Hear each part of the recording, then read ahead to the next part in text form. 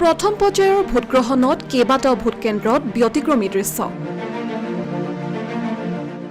আটক ধুনীয়াকৈ সজাই তোলা হৈছে বহু ভোটকেন্দ্ৰ আজি দেশৰ 102টা লোকসভা সমষ্টিত প্ৰথম পৰ্যায়ৰ ভোটগ্ৰহণ অসমৰ 5টা লোকসভা সমষ্টিতো আজি প্ৰথম পৰ্যায়ৰ ভোটগ্ৰহণ আৰম্ভ হৈছে অসমৰ 10,001টা ভোটকেন্দ্ৰত ভোটগ্ৰহণ অনুষ্ঠিত হোৱাৰ মাজতে কেইটামান ভোটকেন্দ্ৰত দেখা গ'ল ব্যতিক্ৰমী দৃশ্য সজাই পৰাই তোলা হৈছে ভোটগ্ৰহণ কেন্দ্ৰসমূহ পুৱাৰে পৰা যথেষ্ট সংখ্যক ভোটাৰে ভিৰ কৰা পৰিলক্ষিত হৈছে লখিমপুৰ লোকসভা সমষ্টিৰ 80 নং জুনাই বিধানসভা সমষ্টিটো মহিলাৰ দ্বাৰা পৰিচালিত আদৰ্শ ভোটকেন্দ্ৰত এগৰাকী বয়োজ্যেষ্ঠ মহিলাৰ দ্বাৰা ফিটা কাটি ভোটদান পৰ্ব আৰম্ভ কৰে আজি 19 এপ্ৰিল তাৰিখ প্ৰথম পৰ্যায়ৰ ভোট নিৰ্বাচনৰ প্ৰথম পৰ্যায়ৰ ভোট গ্ৰহণ আৰম্ভ হৈছে আমি জোনাই বজাৰ প্ৰাথমিক বিদ্যালয় চৌহদত উপস্থিত আছোঁ ইতিমধ্যে আমাৰ ভোট আমি নিজে ভোট প্ৰদান কৰিলোঁ আমি আশা কৰিছোঁ জোনাই বজাৰ আজি ভোট কেন্দ্ৰত 100% ভোট কাষ্টিং হওক সকলোৱে ওলাই আহক আজি বতৰো ভাল পৰিৱেশো ভাল আশা কৰিম জোনাই ৰাইজে আজি সম্পূৰ্ণ সুযোগ ল'ব আৰু অনাগত দিনবিলাকত এখন সুস্থ সবল চৰকাৰ গঠন কৰাত সহযোগিতা 11 নং শোণিতপুৰ লোকসভা সমষ্টিৰ ভোটকেন্দ্ৰতো আটক ধুনীয়াকৈ সজাই পৰাই তোলা দেখা গৈছে অসমীয়া সংস্কৃতিৰ পৰম্পৰা ৰক্ষা কৰি থলুৱা সামগ্ৰীৰে সজাই তুলিছে ভোটকেন্দ্ৰটো বাঁহ-বেতেৰে নিৰ্মাণ কৰিছে বহুতো সজোৱা সামগ্ৰী লগতে মুকলি বিহুৰ পৰিৱেশ দেখুৱাবলৈ চেষ্টা শোণিতপুৰবাসীৰ অসমীয়াৰ আৱেগ জাপি ঢোল গামোচা মহৰ যুঁজ আদিৰ দ্বাৰা সজাই তোলা হৈছে ভোটকেন্দ্ৰৰ চৌপাশ বেচেৰিয়া হায়াৰ ছেকেণ্ডেৰী স্কুলৰ আদৰ্শ ভোটকেন্দ্ৰ হিচাপে আমাক দায়িত্ব দিয়াৰ কাৰণে প্ৰথমতে বাঁহ-বেতৰ গোটেই কামখিনি এখেতসকলে চাই মেলি দিছে যিটো আছে লিডত আৰু কাট আউটখিনি মই আৰু অসীম শইকীয়াই কৰি দিলোঁ অসম চৰকাৰৰ পৰা যেতিয়া দায়িত্ব এটা দিলে যে 7 ভনী লাগে আমি 7 ভনী কামখিনি কৰিলোঁ আৰু মুকলি বিহুৰ এটা পৰিৱেশ লাগে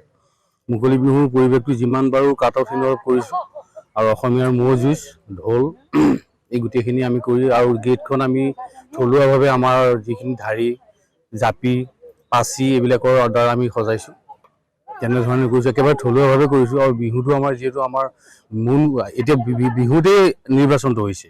বিহু আজি চেৰা বিহু এতিয়ালৈকে বিহু শেষ হোৱা নাই সেইকাৰণে বিহু গোটেই পৰিৱেশটো আমি যিমান পাৰিছোঁ গছৰ তলত নাচনী ঢুলীয়া পেপুৱা সকলোৱে মিলি যিটো পৰিৱেশ সেইটো আমি ছবিৰ দ্বাৰা কাট আউটৰ দ্বাৰা আমি ৰাইজক দেখাবলৈ বিচাৰিছোঁ আৰু সেইবাবে আমি কামখিনি কৰি কালি শেষ কৰিলোঁ আৰু আজি আহি ৰাইজে চাইছে আমোদ পাইছে আমাৰ ভাল লাগিছে বিহুটো এনেধৰণে গৈ ৰাষ্ট্ৰীয় পৰ্যায়লৈ যাওক জগত সভালৈ যাওক আমি সেইটোকে কামনা কৰিছোঁ লগতে 10 নং কাজিৰঙা লোকসভা সমষ্টিৰ অন্তৰ্গত 57 নং কলিয়াবৰ বিধানসভা সমষ্টিৰ এটা আদৰ্শ ভোটগ্ৰহণ কেন্দ্ৰত দেখা গ'ল ভিন্নতাৰ মাজত একতা বাণী বিভিন্ন জাতি জনগোষ্ঠীৰ পৰম্পৰাগত সাংস্কৃতিক সমল প্ৰদৰ্শন কৰা হৈছে ভাওনাত ব্যৱহৃত গদাৰ পৰা আৰম্ভ কৰি ঐতিহ্যমণ্ডিত শৰাই জাতি জনগোষ্ঠীৰ বস্ত্ৰ পৰম্পৰাগত সঁজুলিসমূহ দাঙি ধৰা পৰিলক্ষিত হৈছে এইটো আদৰ্শ ভোটগ্ৰহণ কেন্দ্ৰ হিচাপে লোৱা হৈছে ইয়াতে কেইবাটাও প্ৰতীক লোৱা হৈছে যে ভিন্নতাৰ মাজত একতা দিয়া হৈছে আৰু এজোপা বৃক্ষ দিয়া হৈছে ইয়াতে দেখিছে আপুনি ইয়াতে অসমৰ প্ৰতিটো জনগোষ্ঠীৰ একোখন গামোচা ইয়াতে আঁৰি দিয়া হৈছে আৰু মোৰ ভোট মোৰ অধিকাৰ শ্লোগান দিয়া হৈছে এই বহাগ সংকল্প ভোটাৰে সজাই গণতন্ত্ৰ বুলিও দিয়া হৈছে অসমীয়া কলা সংস্কৃতিক ইয়াত ফুটাই তোলা হৈছে নাট ভাওনাৰ কথা ৰখা হৈছে গুৰুজনৰ যি অনবদ্য অৱদান খোল তাল ইয়াত ৰখা হৈছে আৰু ঠিক তেনেকৈ অসমৰ এখন মানচিত্ৰ ৰখা হৈছে আৰু যিখন অসমৰ মানচিত্ৰত অসমৰ জাতি জনগোষ্ঠীৰ সকলো কলা কৃষ্টি সংস্কৃতি ইয়াত ফুটাই তোলা হৈছে ভাওনা সংস্কৃতি দিয়া হৈছে এনেধৰণে এটা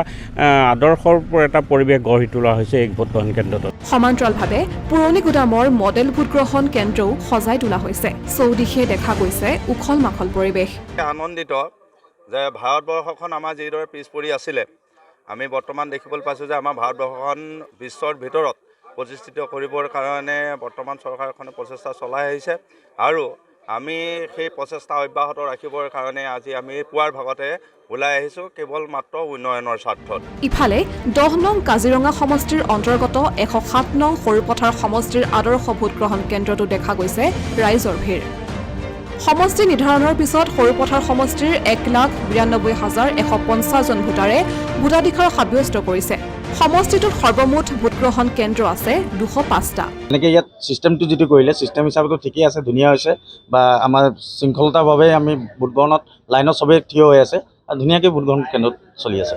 আনহাতে যোৰহাট লোকসভা সমষ্টিৰ অন্তৰ্গত টিয়ক বিধানসভা সমষ্টিৰ 239 নং ভোটগ্ৰহণ কেন্দ্ৰতো সকলোখিনি সুবিধা কৰি দিয়া হৈছে। ভোটদান কৰিবলৈ অহা মহিলাসকলৰ শিশুৰ বাবে উমলা ঘৰ আৰু বয়োজ্যেষ্ঠসকলৰ বাবে বিশেষ আছুতীয়া কক্ষৰ ব্যৱস্থা কৰা হৈছে। উল্লেখ্য যে 92টা আদৰ্শ ভোট কেন্দ্ৰত ভোটদান প্ৰক্ৰিয়া চলি আছে। প্ৰাৰ্থীসকললৈ আমি ধন্যবাদ আৰু শুভেচ্ছা জ্ঞাপন কৰিছোঁ আৰু অসমৰ ভোটাৰসকললৈ আমি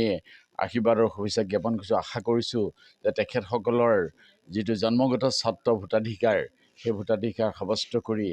যোৰহাট লোকসভা সমষ্টিত এজন যোগ্য প্ৰাৰ্থীক নিৰ্বাচিত কৰি পঠিয়াব, এই আশাৰে সৈতে আমি ভোট দিবলৈ আহিছোঁ। Asomiya Pratidin digital desk.